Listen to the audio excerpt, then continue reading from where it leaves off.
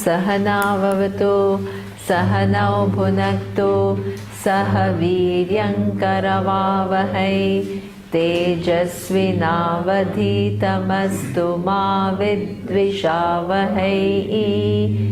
ॐ शान्ति शान्ति शान्तिः।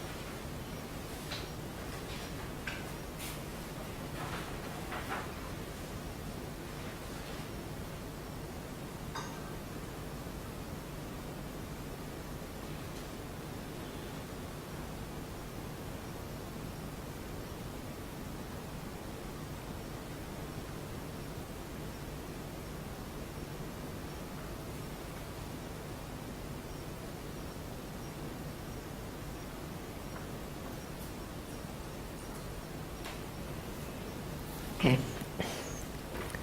So the verse number 7, we are doing verse number 7, says Sarva Bhutani Kaunteya Prakritim Yanti Mamikam Kalpakshaye Punastani Kalpadau Vrisujamyaham.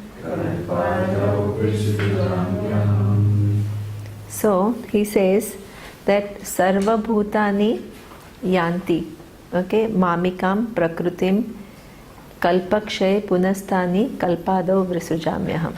Okay, so that means all the beings come into being, okay, with one given name and form, okay, and then at the time of the resolution of the universe, when the whole universe becomes unmanifest, then everything is taken on back, right? And then again when the next cycle of creation begins, then everything comes back into manifestation.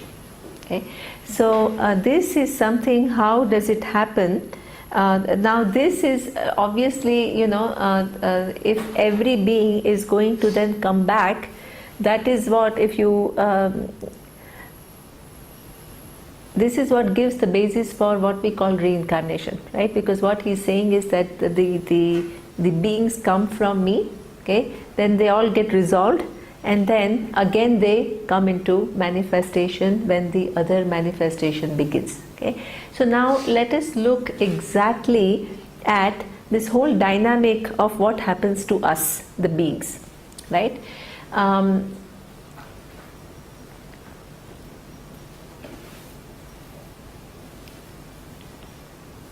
A human being, right, is born, and everybody is born, as I said, that Prakriti has two gunas. We have seen Vikshepa Shakti, the capacity to project, and the second Shakti is Avarana Shakti, in the sense that capacity to cover or to veil. Okay? So therefore every being which comes into manifestation does not know the reality that all that is here is one thing which is manifesting in many different forms. So we all take ourselves to be an isolated individual. Okay? Then with that identity we suffer from sense of inadequacy, sense of limitation, and then we want to engage. We see the world, then we try to engage in the world to get the fulfillment that we are searching for. Okay?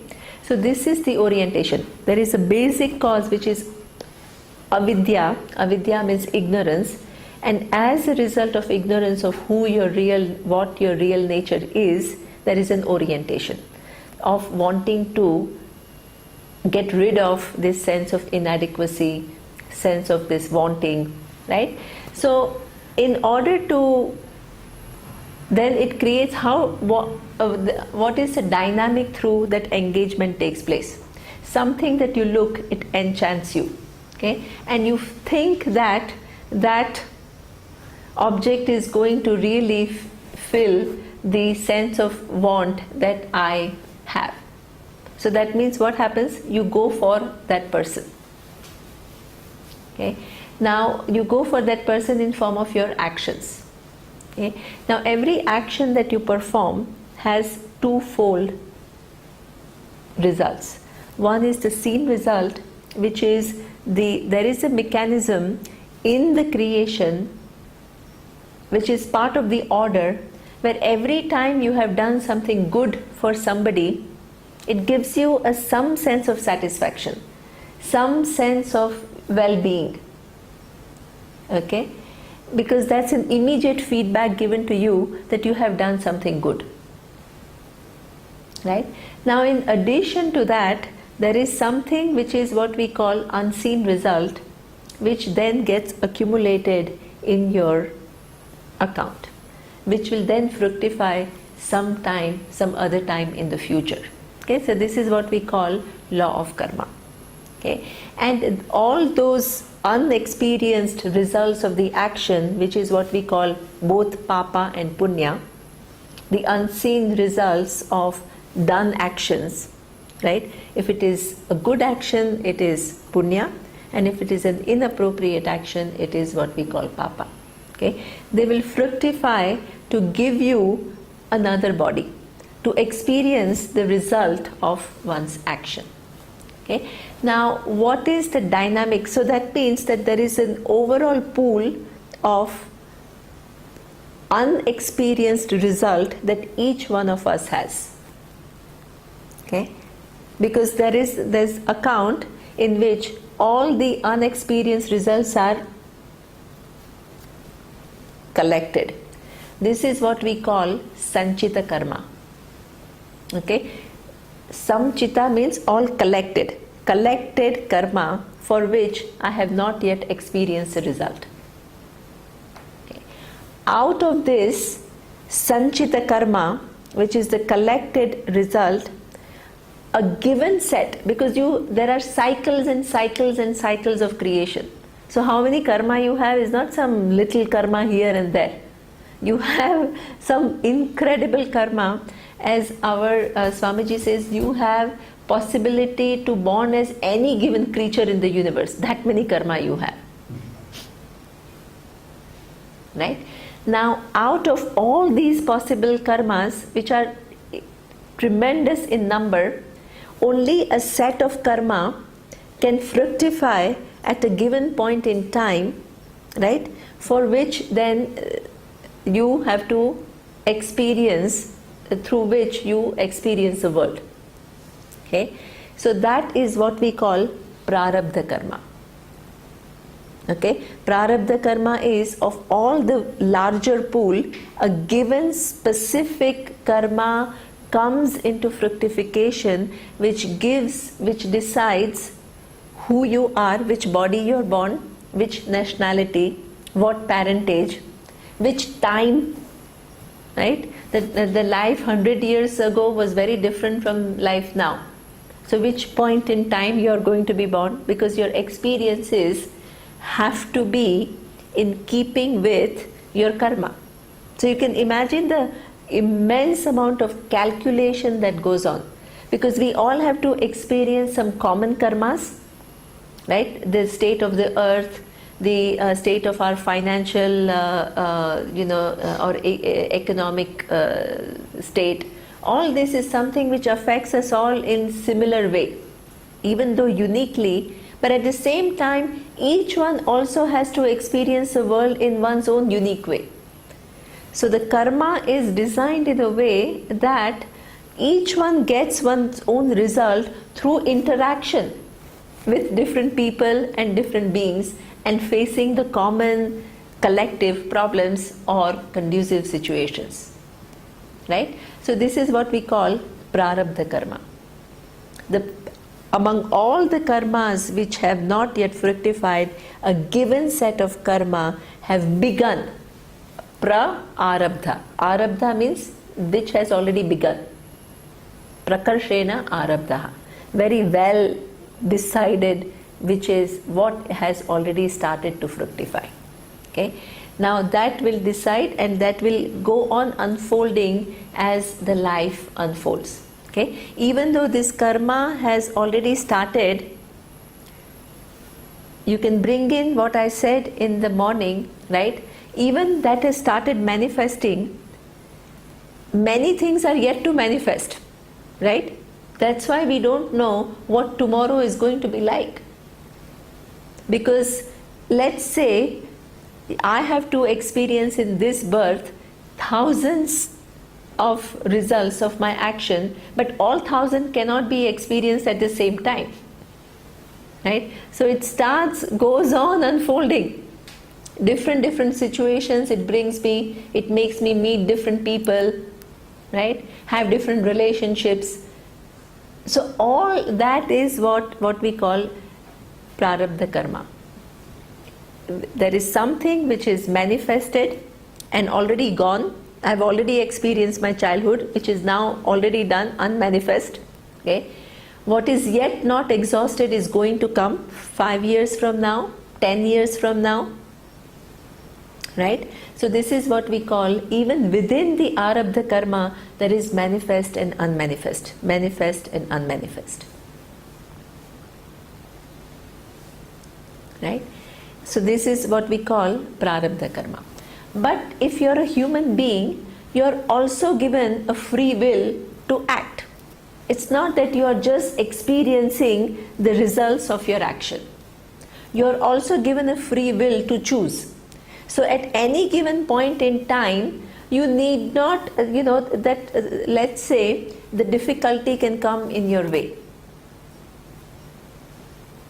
And in fact, it comes in all our ways, right? But how you deal with it, you can change. You can change, and your response to situations will also change. So that is your using of your free will. Okay, so everything is not totally predetermined. That is something which is very important to understand. That any given point in time, you can change the way you look at things, you can change the way you respond to situations, you can change in the way you act. Okay, and that will have a bearing on what future is going to be. So the actions that you perform out of your free will now will again give you fresh results. Not only you are experiencing the results of the past, but you are also creating fresh results, unseen results. So this particular aspect is what we call agami karma. Okay, so there is a sanchita karma. Out of the overall collected karma, there is what we call prarabdha karma, which has already started fructifying and started with your parentage, your opportunities, your financial situation, everything, your capacity to think, your looks, everything. It includes everything. Okay, and while you are experiencing those results, you are also responding, and that response is what? In form of action. And you are choosing that action, which also is going to have consequences, which is what we call agami karma. Once the prarabdha, with the set of karmas that you are born with, get exhausted, the body has served its purpose. Right? The physical body has served its purpose because what you were supposed to experience, you have already experienced. Okay? Sometimes there is an abuse of free will, either on your own part or on the part of somebody else, which ends your life before the end of prarabdha karma. For example, if you choose to just eat like anything, right, and not at all be careful about your diet, at some point your body can become full of diseases. It just cannot go on to experience the karma that it has to experience, and it will go. So that means the death is before all the prarabdha karmas have been exhausted. Okay? Or sometimes it is the abuse of free will on part of somebody else. Okay? So for example, you have many times the acts of terrorism, like what happened in Mumbai at Taj, or in this somebody came and just did some mass shooting, right? So that means somebody is using one's free will to make that, and they is probably shot you, and your body is just not capable of experiencing the result of the actions that it is supposed to experience. So then there is the end. Okay, so that means normally the body lasts till the prarabdha karma is exhausted. But in some cases, the body ends before prarabdha karma is exhausted. And in fact, many of our rituals are meant, when somebody dies, we do Hindu rituals, and the rituals are meant for if the prarabdha karma is not gone, we will see what remains, what goes, I will discuss, right? What happens is that there is a tendency for the person to stay back, even though the body is kind of gone and declared dead, right? But there is a tendency for, we will see what, right? The person to stay back. Okay, so the whole ritual is meant because the time here is over. There is no more possibility of experiencing karma through this given physical body. So therefore the rituals are meant for you to leave and not stick around. Sticking around is not considered good because your time is over. So you have to go and experience different things in the world, right? Different parts of the world. Okay, so this is what we call the play of this sanchita, agami and prarabdha karma. Now what happens, this whatever you have collected in this life, which is agami karma, as a result of your own actions, what happens after the death? They go and they join sanchita karma, the overall account. Okay, and whatever is remaining as a prarabdha karma, which has not yet been experienced because the body has fallen earlier than what was necessary, that also joins back into sanchita karma, the overall account.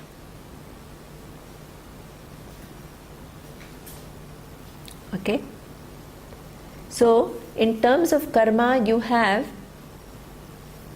sanchita, the overall collection, total collection, which is infinite in nature. Among that huge set which has permutations and combinations for you to have birth in any given form, a given set which gives you a given body and given mind and given experiences, that is what we call prarabdha. And while undergoing the experiences, you collect new ones, those are called agami, then they come back to the overall account.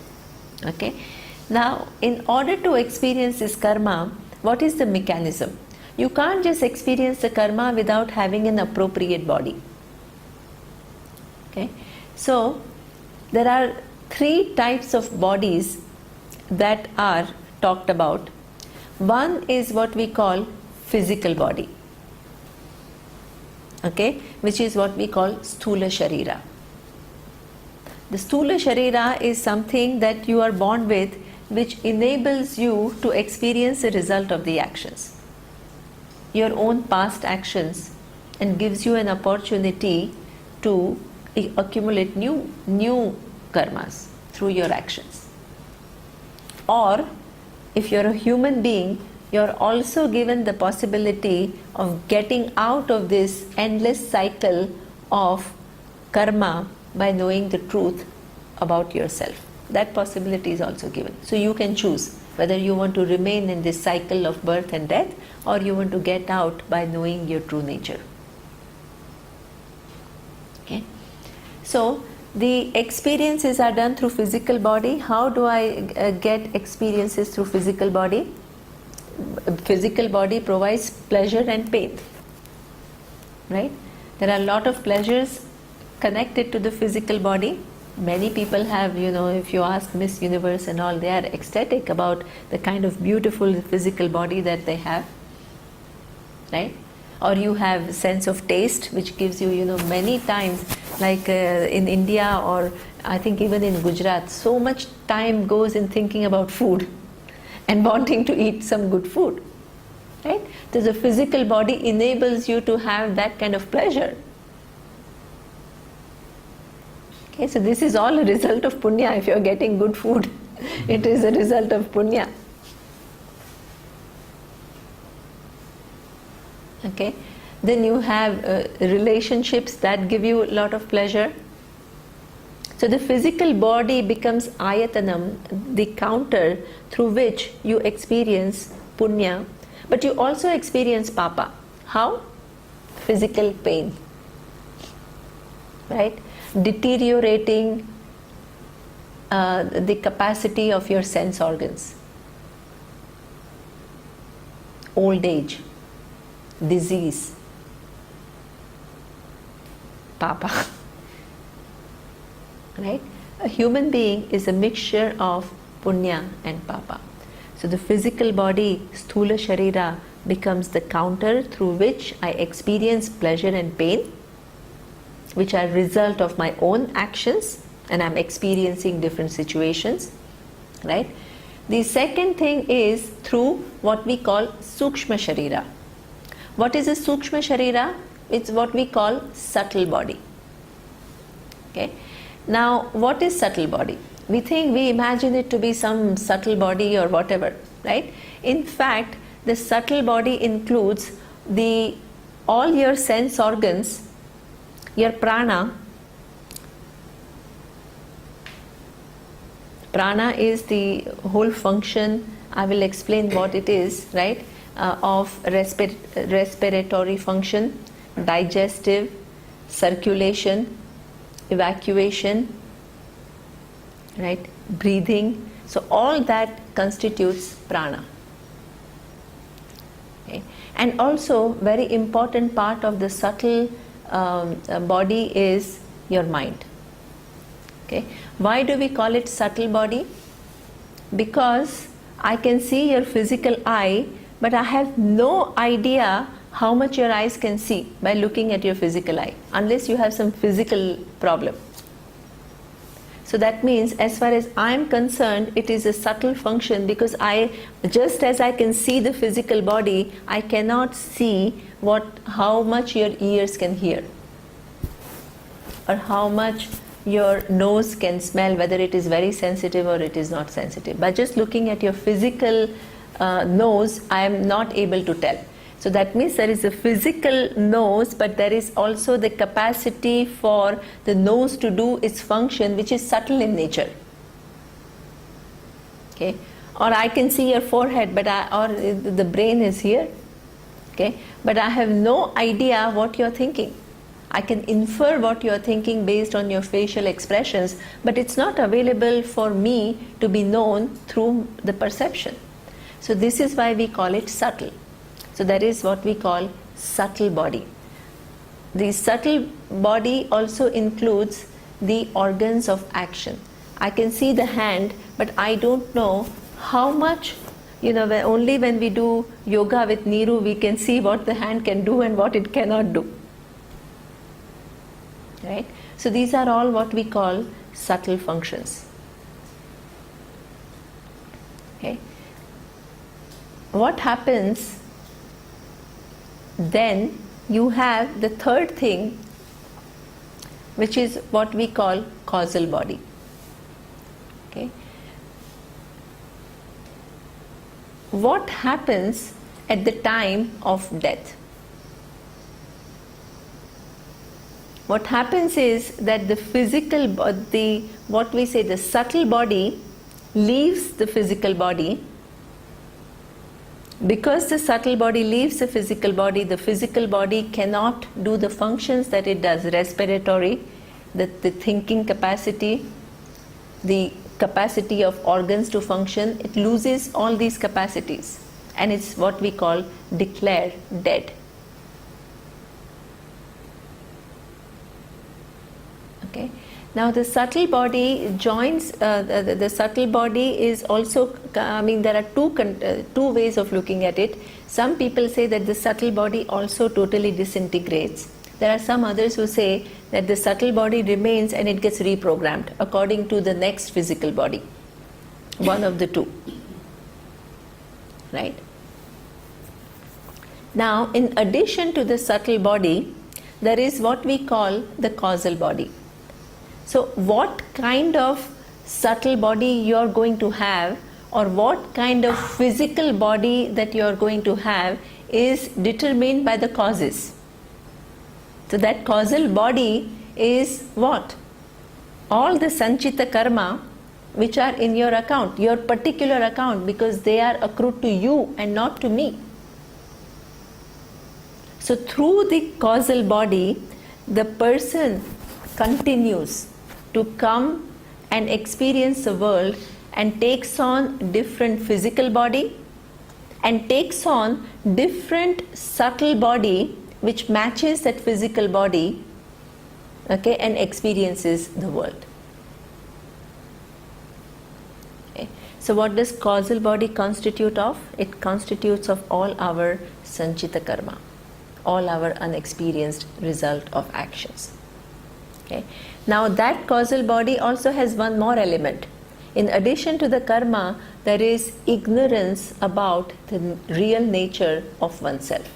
That is the main cause. The main cause is I have ignorance about who I am.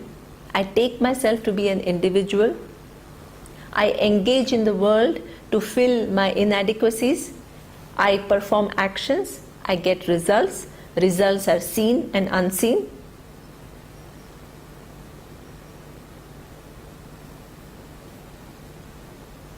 Okay. Then those unseen results, which are part of the causal body, which constitute sanchita karma, they keep on giving me new physical and subtle bodies to experience the world, and also possibly to collect new karma. And that goes on and on and on. As long as the causes remain, which constitute karma and avidya, ignorance, you go on and on and on. There is no end to the physical and subtle bodies that you take on to experience the world in different ways. Now, Lord Krishna is saying, okay, that is there in manifest, that when the creation is manifest. What is the Sthula Sharira, Sukshma Sharira? What is the sense? Karana Sharira. Karana Sharira. And the entity that experiences, that is as though connected with Sthula, Sukshma and Karana Sharira, the entity, due to ignorance, is what we call Jiva. We don't have a word called soul in our, because it's an English word, right? We use the word Jiva, okay? And Jiva is the entity whose real nature is consciousness, Satyam Gnanam Anantam Brahma. But due to ignorance, it as though identifies with Sthula, Sukshma and Karana Sharira. So, the Swarupa, the reality of that Jiva is Brahman. I am Atma, Brahman. Okay? But due to ignorance, it is connected to physical, subtle and causal body.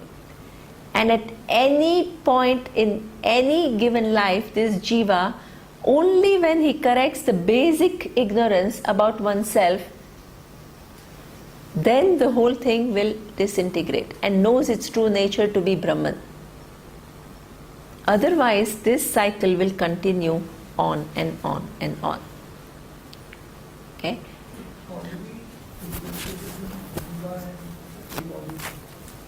Jiva is a total, because subtle body are many different, right? Jiva's real nature is its consciousness, but with the covering. Whereas subtle body, as I told you, has these functions, no? These five. This Consciousness is the truth of. the consciousness covered is Jiva. Exactly. Exactly.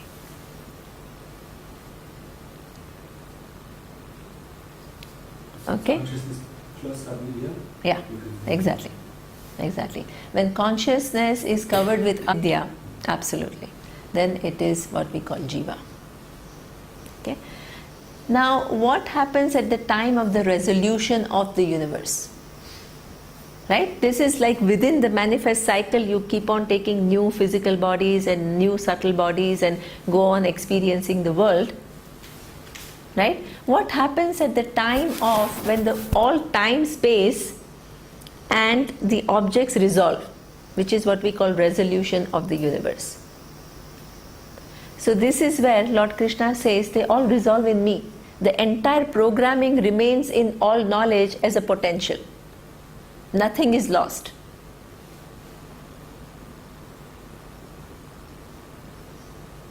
Okay?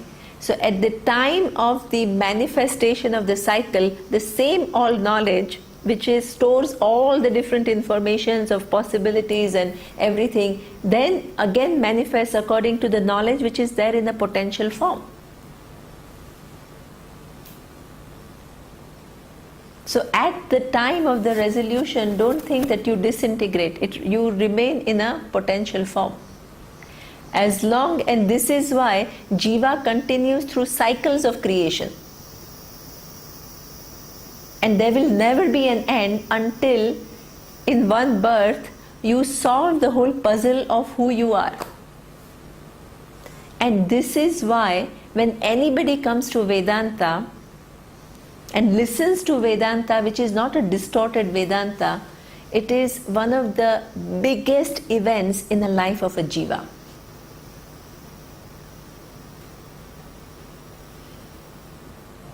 Today, in the morning, you said the reincarnation or the rebirth is not proven. Yes. So, if that is not proven, Yeah. the whole concept of the karma, the recycle, that whole thing becomes imaginary. It is not imagined. Okay, now this is a good question. I'm going to answer this. It is good. Okay, I'm going to answer this. Let me first explain Sure. how Shastra is talking about it, right? Now, whether it is should be taken as knowledge or not, right? We will discuss. You're right. But that is very good question because I was going to talk about it. Okay. And what happens after, as I said in the earlier session also, after you realize and you leave your physical body? Yeah, after you realize and you leave the physical body, you are, because you are in form of what? You have understood your existence and consciousness. And what did we see? You are out of the cycle. You are out of the cycle. What I am saying is, you are out of the cycle. You no longer experience the world as a given entity in the universe. But many people think that, oh, once you don't experience the world as an entity, you cease to exist. No, you don't cease to exist. You recognize you are the existence and consciousness, which is the truth of everything, which is the only thing in the universe. Every form is just a name and a form, which is what Chandogya Upanishad says, Vacha Rambhanam Vikaro Namadheyam Mrittika Ityeva Satyam. It's only a vak. Every form is just a vak. It's just a name for a given form. But the substance is the only reality. And that reality you are. You've discovered that. That I am consciousness, I am existence, which is limitless in nature. So you remain, which is the truth of everything. So you remain as that which is the truth of everything, which is formless but giving as though forms to the whole universe. But you don't experience the world as a given entity in the universe as before. The whole account is closed. What happens at the time of knowledge is that the individuality is falsified. The avidya, which is the causal part of the causal body, which goes on giving you different births, is taken care of, which is the root cause. It is like, when the tree, you cut the trunk, what happens? It grows again. But if you take out the root, what happens? It doesn't grow anymore. Here, avidya, the ignorance which is the cause for you to be born again and again as an individual, is taken out by knowing your real nature. So then the whole karma and all the results, everything is nullified instantaneously. Okay? What they say is that only prarabdha karma remains, because it has already started. It is like, you have shot an arrow and it has already started. After shooting an arrow, you die. You have a massive heart attack and you die. The arrow will stop? No. It has already started. It has taken, it is now where it is going to go, it's taken over by laws.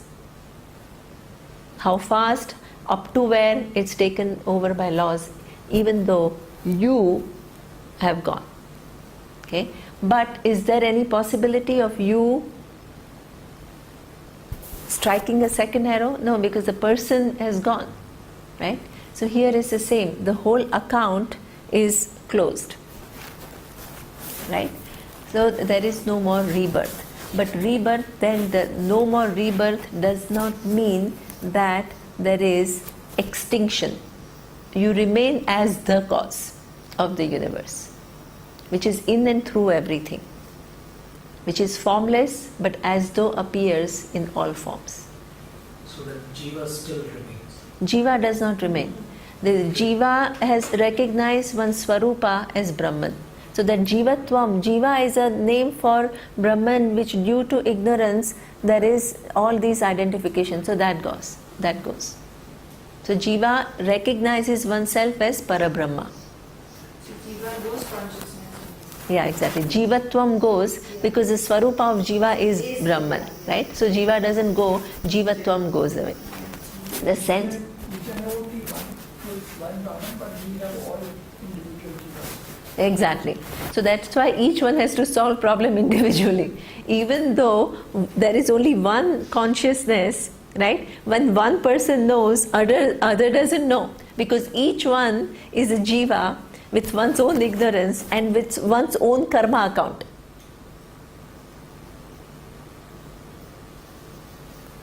Right? Now, so this is the whole model. Now, just to complete that, okay, the prarabdha karma remains because that is what has already started, and that prarabdha karma again has a function. There are two functions. One function is that you have lived all these cycles of creation with a confusion that I am an individual, I am incomplete, I have to do something. This whole orientation is something with which you have lived for yugas and yugas and yugas, cycles of creation. Now you are given a few years to live with a completely different vision. Okay? Vision of really enjoying your fullness. Okay? So that is kind of a bonus given. Imagine the minute you come to know and you die, the physical body is given up. Would anybody want to know that thing? Because nobody wants to just immediately give up the physical body. So that is the one thing, that you are given the time to just enjoy this vision, right? Second very important thing is that you then begin to share this vision with others. Because if you die the minute you come to know, who will be there to give this knowledge to others? Only the people, unwise people, will remain on this earth, right? So then how will the knowledge be carried forward? Okay, so you are given a few years in which not only you enjoy, but you also share this vision to as many people as possible. So there are the two functions of why prarabdha karma remains, up to the time that this physical body falls. Okay. Now, the question of Prakash is very, very relevant. Okay, the Shastra itself says, okay, the Shastra, which is Veda, there is a lot of analysis, which is what we call Mimamsa. Okay, in that Mimamsa, they try to separate different sentences of the Shastra and say which one is Pramana, which is a means of knowledge, which will bring the knowledge, immediate knowledge. Which are the sentences which will bring indirect knowledge? Okay, which are the sentences which will bring immediate knowledge? Look at this, look at the rigorous thinking. Which we are looking at the Veda. Which sentences of the Veda will produce direct knowledge? Which sentences of the Veda has to be treated as a means of knowledge and it will produce indirect knowledge? Which sentences of the Vedas are just non-verifiable beliefs, but it can produce indirect knowledge? Right? And which sentences of Vedas are Anuvada? Anuvada is just a mere repetition of something that we already know. A lot of time goes into just determining that. Okay? And without you having to tell that this is just prove it to me, that there is a reincarnation, that there is a rebirth, right? That there is a causal body, that there is a sanchita karma. Okay? Itself says this is a non-verifiable belief. Okay? So that means the onus of proving does not lie with us when I declare it not as something which is knowable, it is just a belief. Right? But it is not just any kind of a random belief. It says there are enough supporting logic to see how it is plausible. That you can say it's reasonable and it is plausible. Okay? So the supporting logics, they don't necessarily prove, but they give certain explanations which close the mystery or unanswered questions. Okay? So I will tell you which are each of these supporting logics. Okay? The first logic. The first logic is, even according to the science, there is really no death in the universe. When you say E is equal to mc square, what do you say? It's a transformation from energy to matter and matter back to energy. So there is no real death in the universe in the first place. So when we construe and we say there is no real end, it matches. It is not illogical. Very important. In fact, it matches with what science discovers. But you can ask this question, of course, that the energy kind of, transforms into matter and matter back into energy. But how do you know that same nucleus again and again comes back to experience the world? Well, like a jiva. Okay, any energy can transform into any matter and any matter can transform into any other energy. You don't need to ask. All this is discussed in the teaching tradition.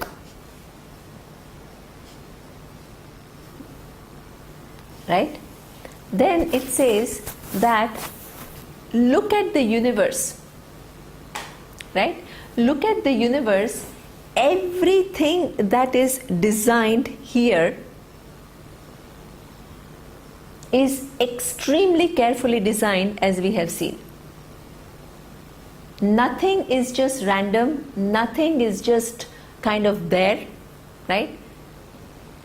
We have seen that physical laws, biological laws, medical science is born of understanding of these laws. The discipline of physics is born of understanding of those laws. The laws of psychology, laws of botany, laws of anatomy, physiology. There are all these laws. Everything behaves according to cause and effect relationship. Starting from the time of the Big Bang to now, everything is connected. The present day moment is connected through chains of cause and effect relationship, which doesn't interrupt, which doesn't end. Then to think my life within this incredibly intelligent universe, my life just came about. Without any reason, without any cause, I'm just born as I am and you're born as you are, and everything is just kind of random. Okay? And then we have this 80, 90 years and then it all just ends. When everything in the universe is connected through series of cause and effect relationships starting from the Big Bang to now, to postulate that my being within that is just like that is more unreasonable than to think that there is a certain law which makes me who I am right now. Much more plausible. Okay? Now, the second thing, this so-called understanding of the fact that there is a law which governs, it's something which it's not only that I know other laws and therefore this law also can exist. Not only that. While I'm living my life, I see that who I am today is a result of series of actions that I have done in the past. I'm not totally independent of that. So there is a law which makes me who I am today because of the past causes. Right? So already, as I had said, that if there was no understanding of what causes and what is the effect of that, I will never be able to make any decision. Because I don't know what I want and what will get me what I want. The very fact that I make all these decisions implies that I have that understanding of cause and effect relationship. If I want to get a job, I have to study. I have to enroll myself in something. So that means everything I'm able to kind of identify as in order to get this result, I have to do this is because of the presence of cause and effect relationship. The psychology says exactly the same. Who you are today is a result of all the past experiences that you have had. You are not totally independent of that. So if the cause and effect relationship is working for me now, in my own understanding, if I choose to see it, I can be totally oblivious to it, but that doesn't mean that it doesn't exist, because I myself use it selectively. Okay? So if that cause and effect relationship is something which is visible to me now, to postulate that after 60 years it will end doesn't make sense, because no law of cause and effect just ends like that.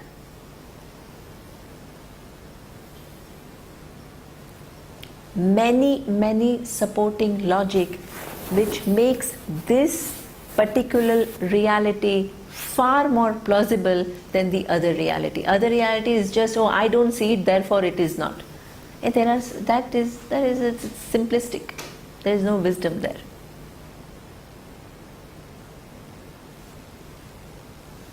And that particular understanding also explains away a very basic question that we all have.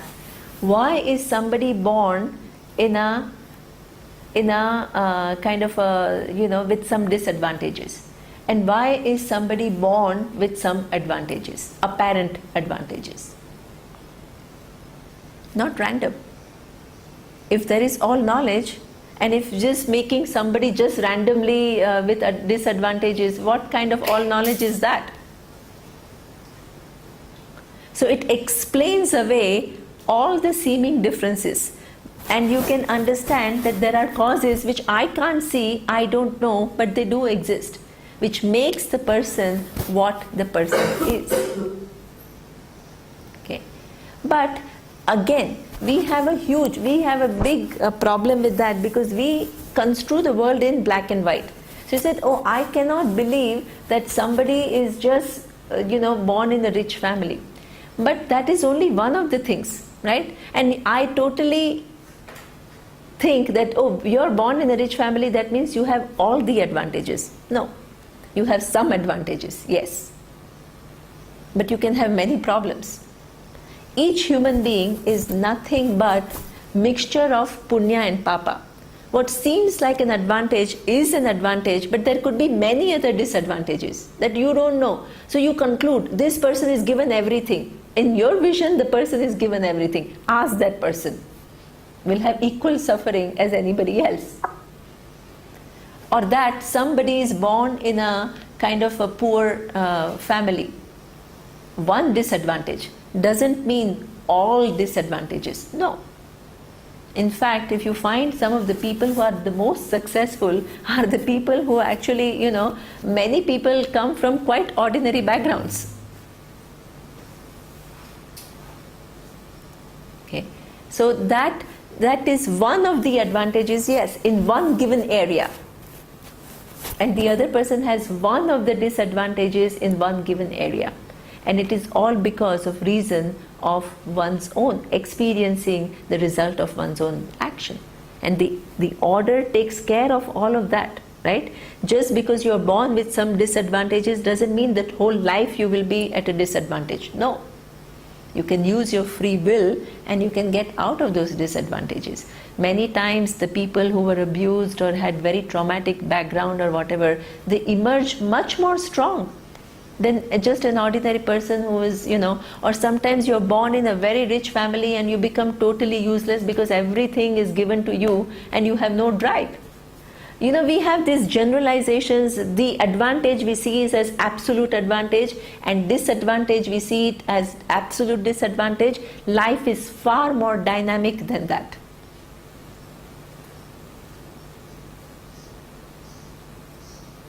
Okay, and all that is there not because of a will of one all-knowledge who is just randomly deciding to give you this life, but because of the laws of cause and effect.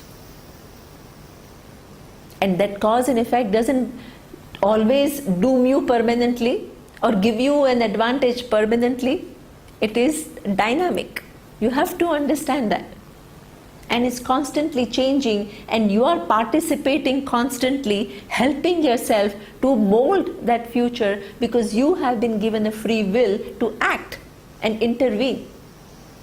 And this is why you have to invest in your maturity so that you don't continue to behave out of this, oh, I didn't know, oh, I'm ignorant, oh, I didn't know, so what? No. You have been given the capacity to know. You have to help yourself and you have to change yourself.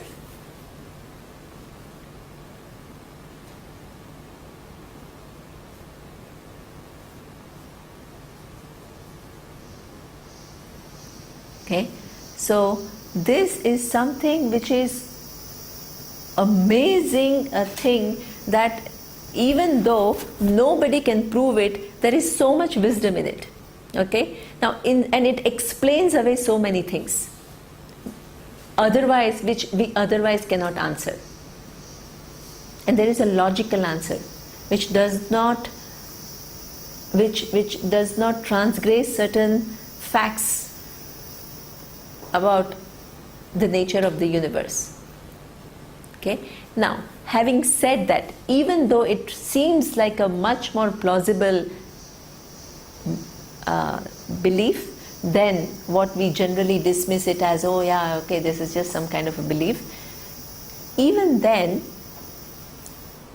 the understanding of you, right, who your real nature is not dependent upon whether you believe the theory of karma or not. Whether you believe in theory of karma or reincarnation has no bearing when you are looking at the nature of the universe right now and you are examining everything and you're understanding everything as having a dependent reality, and you're finding only one thing which is independently existing, and that independently existing reality is in your buddhi as I, and discovering your nature to be limitless, has no bearing whether there is in reincarnation, there is karma, whether it is carried forward, none of that. So this is what we call immediate knowledge. The knowledge of I is immediate. This set of beliefs which are very plausible, very likely, which answer away many things, have no bearing on your capacity to understand this reality. The minute you understand you are free, you are free, because you were never affected by anything. You were never affected by karma. The consciousness is already free. Okay? So whether there is reincarnation or not, it doesn't matter. Whether I'm going to come back or not doesn't really matter.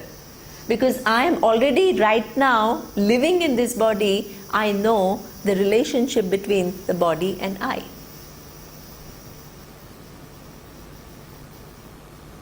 Right?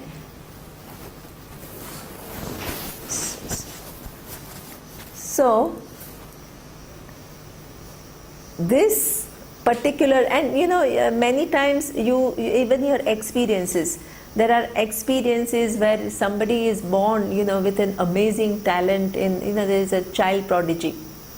So there is somebody who's coming already, who's a piano, is playing at some age which is like incredible, or at a very young age the person can understand mathematics which is like way beyond anybody else's capacity. So you have some experiences through which you infer that how is this possible? Right? So you say, yeah, there is some impressions carried over from. So you have these things. Even the medical science, there is this big book by this Many Lives, Many Masters, by a professor from Columbia University who is a Jew, right? And he was doing his normal psychotherapy session, and somebody went into some kind of a past regression and started talking about the past, and then he used that as a therapy to cure many people. And he said he came from a Judeo-Christian background, and there is absolutely zero kind of investment in this kind of a theory of reincarnation or anything like that. And just by chance he discovered that while he was relaxing his patient and making him think about things, that person went into the past life. And then he recounted recounted many stories, and he's written, like he's a medical doctor, right, of a Ivy League school. But we don't need all of that, right? We don't need all of that because whatever is there, that supporting logics that we have are so strong. Okay, and they explain away so much. It's more foolish not to accept it than to accept it. And finally, it has no bearing on my knowing the final reality. Both things you have to remember. Whether I accept it or not, right now, the possibility of my understanding who I am is given to me. And I have to help myself and use this opportunity to know that final truth about myself. And not worry about whether there is reincarnation or not. But in Bhagavad Gita, I'll just, is this time? Time? Okay. I'll talk about it next time. We'll close, and then Prakash, if you have any question, you can ask. Om Purnamadav Purnamidam Purnat Purnamudachyate Purnasya Purnamadaya Purnameva Vashishyate. Om Shanti Shanti Shanti. Om Shri Gurubhyo Namaha. Hari Om.